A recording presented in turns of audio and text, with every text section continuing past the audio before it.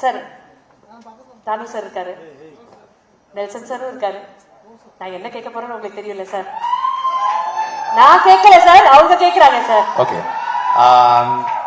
November 21st mask release. Absolutely sir. November 24th அரசன் start பண்றோம்.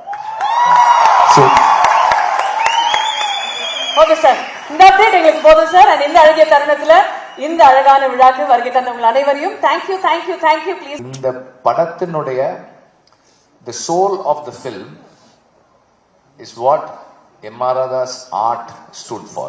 அவர் எதை அவருடைய கலையின் மூலமாக பேசினாரோ அதுதான் இந்த கதை, இந்த படத்தினுடைய ஆன்மாவா இருக்கிறது. It is the voice of the oppressed. அவங்களுடைய கேட்காதவர்களுடைய குரல் தான் இந்த படத்தினுடைய சோல்.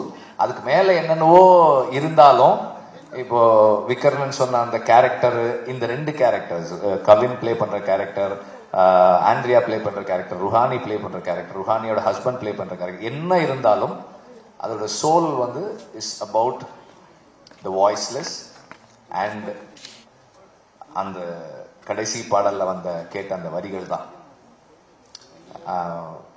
அடங்கு என்பார்கள் விலங்குகள் உடைத்து தடைகளை தகர்த்து வென்று வா வெற்றி வீரனே. அதுதான் இந்த படம். தேங்க்யூ. பிளே ஸ்டோர் மற்றும் ஆப் ஸ்டோரில் இருந்து பாலிமர் செயலியை QR கோடு மூலம் பதிவிறக்கம் செய்யுங்கள். செய்திகளை உடனுக்குடன் பெறுங்கள்.